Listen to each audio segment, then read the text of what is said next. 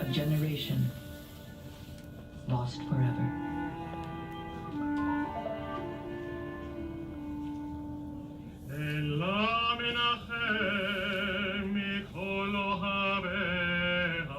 Jews are the people of the Hebrew Bible who lived in a land now known as Israel. They believe that there is only one God. Christianity emerged from Judaism. Jesus of Nazareth was a Jew who preached a singular religious message. The first Christians were Jews who prayed in Hebrew and observed the customs and religious rituals of Judaism. The Last Supper was a Jewish religious meal, probably at Passover. Jesus was put to death at the hands of Roman authorities under Pontius Pilate in Judea, but the gospel accounts were interpreted as blaming all Jews for the crucifixion. To his followers, Jesus was the Christ, the Messiah, his death, sacrificial atonement. Most Jews believed the Messiah had not yet come. Redemption was not at hand. Soon after the crucifixion, Roman armies destroyed the temple in Jerusalem. Jews were exiled and scattered to live as a dispersed minority. By the 5th century, Christianity had become the dominant religion in the Roman Empire. The early Christian church portrayed Jews as unwilling to accept the word of God. The human nations showed Satan binding the eyes of the Jews. Some church leaders intensified the charge, condemning Jews as agents of the devil and murderers of God. The accusation was not renounced until the 1960s, when the Second Vatican Council officially repudiated the ancient charge that Jews had murdered Christ.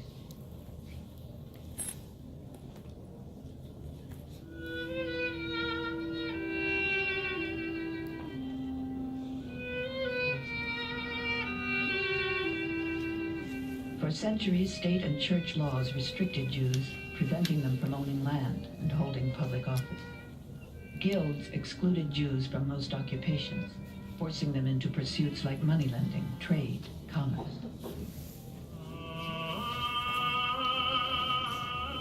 Excluded from Christian society, Jews maintained their religious and social customs.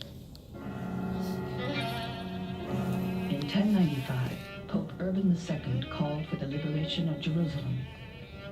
Christian crusaders set off to free the Holy Land from the Muslims.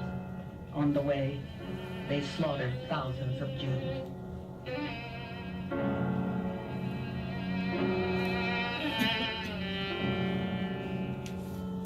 Throughout the Middle Ages, Christians persecuted Jews. Portrayed as alien, Jews were regarded as usurers. It was said Jews poisoned the wells of Europe, causing the Black Plague. Illustrations depicted Jews as the devil, with horns and cloven feet, and showed them using the blood of Christian children in ritual sacrifices.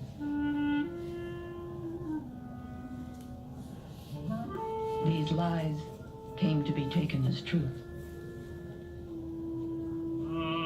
But where they were needed, Jews were tolerated. When they were allowed to participate in the larger society, Jews thrived. In many places, secular and religious states forced Jews into segregated districts later called ghettos. England, France, Spain, Portugal, and many German states expelled masses of Jews, most of whom migrated eastward, taking with them their religious convictions and traditions. In 1517, Martin Luther attacked the Pope and corruption within his own Roman Catholic Church, beginning the Protestant Reformation. The young Luther hoped that tolerance would persuade Jews to convert.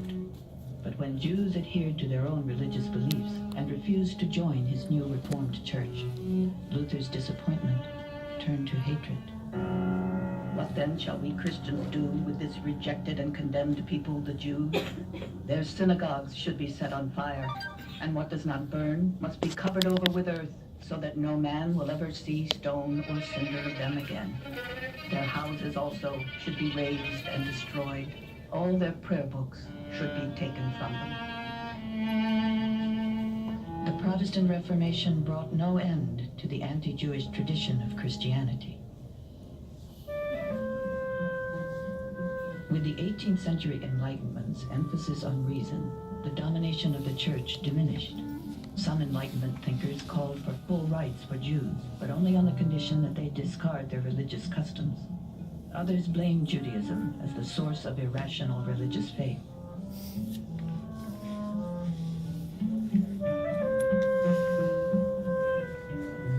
Even though many Jews assimilated socially and culturally, prejudice did not disappear.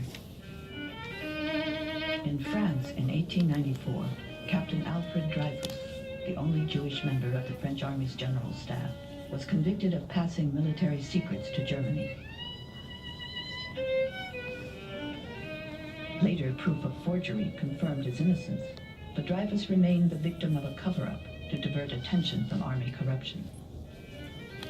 A century after the French Revolution proclaimed liberty, equality, and fraternity, giving Jews their freedom, frenzied mobs in the streets of Paris chanted, "Death to the Jews."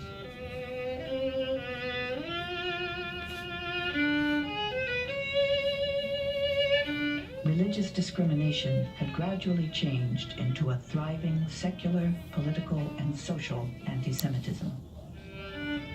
Nevertheless, freed from some restrictions, many Jews entered the Christian world and became prominent citizens. Then, around 1900, a new lie was promoted, that Jews conspired to dominate the world using their money and intelligence to manipulate trusting Christians. Russian secret police forged a document to support the story of a takeover plot supposedly authored by a conference of Jewish leaders. A proven forgery, the Protocols of the Elders of Zion, was nevertheless translated into every major language and distributed worldwide.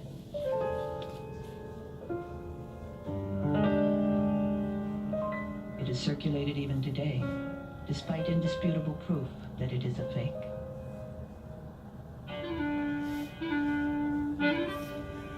To divert popular discontent at appalling living conditions and autocratic control, Russian authorities encouraged anti-Semitic violence. Jews were blamed for the assassination of Tsar Alexander II in 1881. Pogroms, murderous rampages against Jews, erupted in Russia many times during the next 3 decades.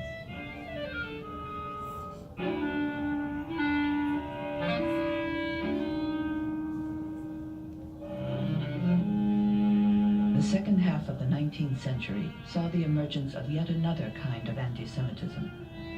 At its core was the theory that Jews were not merely a religious group, but a separate race, Semites, set apart because of genetically inherited characteristics. Anti-Semites believed racial characteristics could not be overcome by assimilation or even conversion. Jews were said to be dangerous and threatening because of their, quote, Jewish blood. Anti-Semitic racism united pseudo-scientific theories with centuries-old anti-Jewish stereotypes. These ideas gained wide acceptance.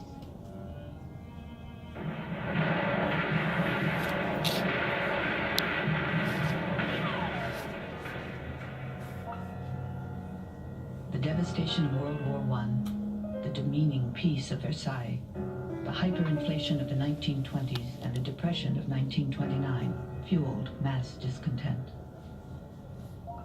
The presence of Jews in German cultural, economic, and political life made them convenient scapegoats for Germany's misfortunes.